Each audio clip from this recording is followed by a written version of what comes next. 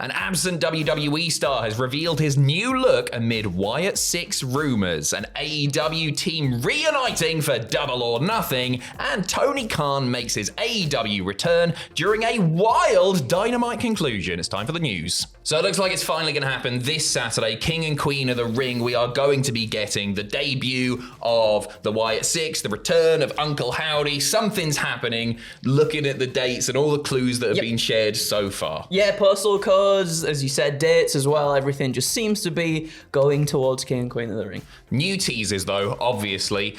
This is maybe the last week of these teasers, so we're getting them all in now, and then we don't have to talk about QR codes anymore, which would be nice. On WWE's WhatsApp channel, they shared several cryptic photos. One was shared several times, featured a note that said, "Remember who you are." Each note had extra words added, and then when you put it all together, like a jigsaw, you get Twitch, Thursday, 8 p.m. EST, presumably where another tease will happen. So that is today, 8 p.m. EST, if you fancy watching it for some more cryptic stuff. Another had a note that was seemingly unintelligible, but when you flip the image, you see a note and it actually says, "I can't wait to meet you." An interesting point, by the way, today, Thursday, is Bray Wyatt's birthday.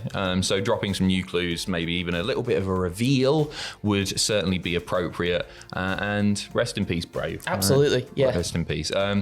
An absent WWE star who looks like he might be a part of that Wyatt 6 faction has revealed a little bit of a new look. He's lost the moustache, he's got a beard, Andrew thinks he looks like Buddy Murphy now.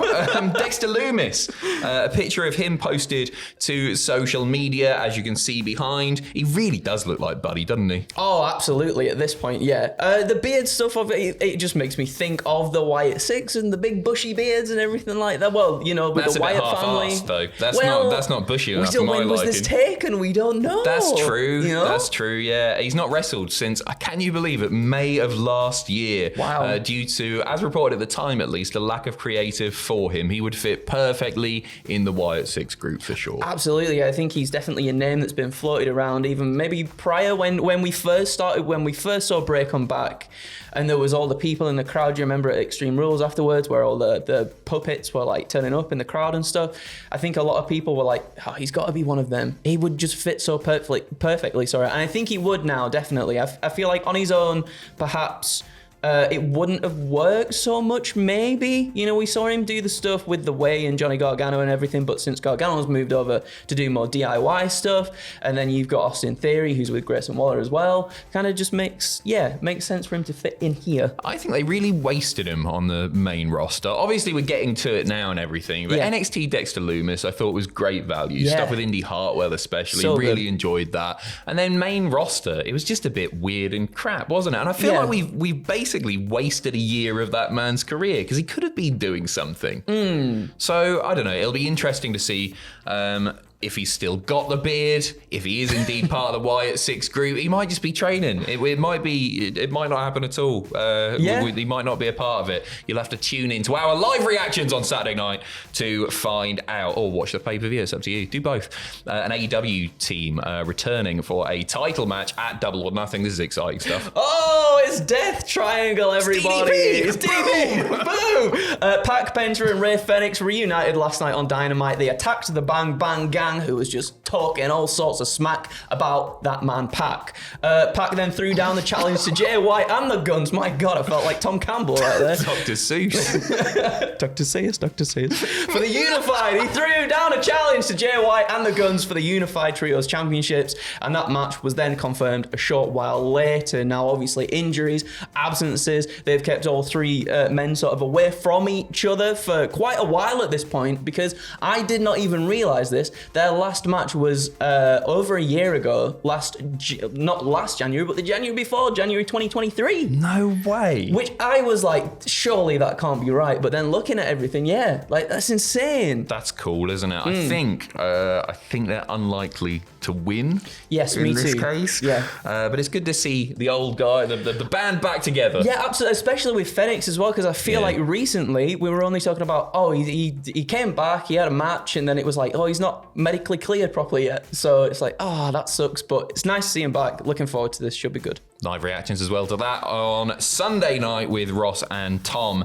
A bit of Attitude Era shenanigans last night as well, with Malachi Black getting a bloodbath on Dynamite after he defeated Kyle O'Reilly on last night's show. He was given a bit of a surprise courtesy of his opponent for this weekend, Adam Copeland, former member of the Brood. Post-match, lights flickered in red, and then a throwback to obviously the Adam Copeland of old, getting hit with a bloodbath. Center of the ring. He was only he was like 2 inches the wrong way, yeah, but then he nailed it. He went back, didn't he? That bloodbath, right? Like a hose. It was coming down with some force, wasn't it? Something like that with a pressure washer. I was like, it's going to be like Carrie. It's going to be like a bucket just falls or something. And then he just gets absolutely slammed to the mat with it. It was insane. It's good stuff, Me isn't too. it? It's really good stuff. Copeland addressed Black via video moments later, telling him, be careful what you wish for your phone.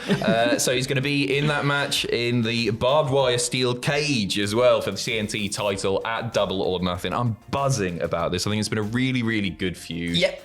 And I fully expect Malachi to go over, you know? I really hope so, because I feel like he definitely needs it at this point. He really does. I love the fact that, you know, with the story that Malachi and the House of Black have just been sort of bringing out this side of Edge that I think a lot of us like to see every now and then as well. It's nice to see Edge sort of tap into that like really maniacal and menacing sort of aura that he has had in the past.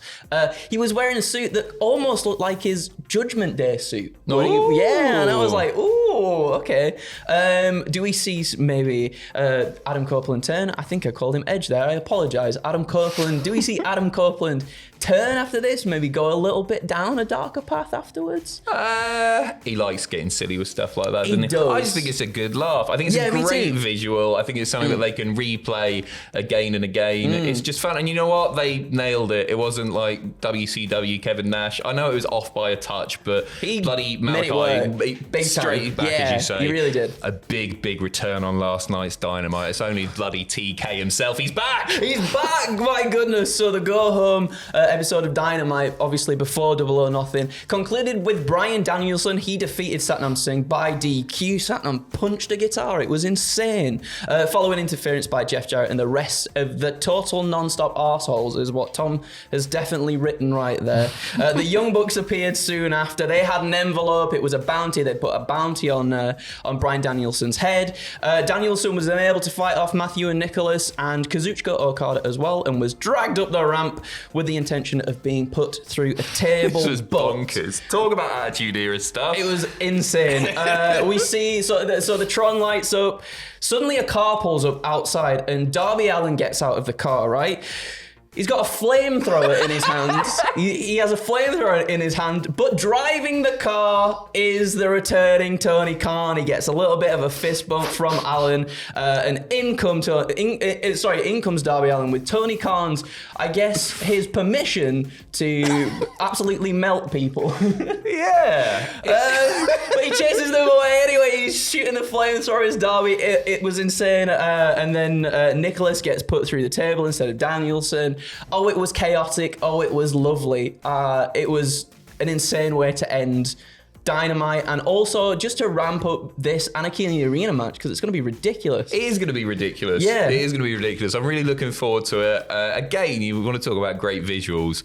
A man with a flamethrower, it doesn't get much better than that. No, it does. It's like Hank Scorpio, which is one of the best episodes of The Simpsons. For sure. And there you go, one of the coolest endings, I feel like, to a Dynamite. I liked how he tried to blow the flamethrower out as well.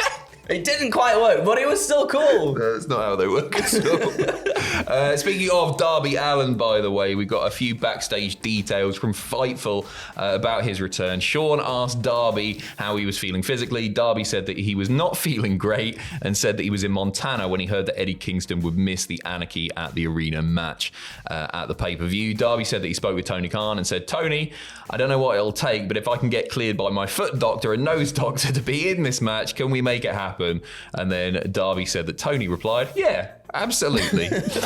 Darby said that he got cleared right after getting to the building last week. He also stated that it was the first day that he took off his walking boot as well. He's knackered, this poor guy. Bless him. Coming out with a flamethrower. And Darby told Sean he didn't know what would happen in the match. He hadn't bumped or run the ropes. He still has a limp and says that his nose is killing him. So best of luck to a man who will not hold back because he's absolutely certifiably insane. Yeah. Darby Allin, as I say, you can catch reactions to that and King and Queen of the Ring this Saturday and Sunday on this here very YouTube channel. On top of that, a few pictures if you want to hear some Wyatt 6 stuff going on. We've got pictures for King and Queen of the Ring. We've got pictures for Double or Nothing. We've got predictions. It's all there. You know how it works by now. We've been doing this long enough. Take care of yourselves in a bit.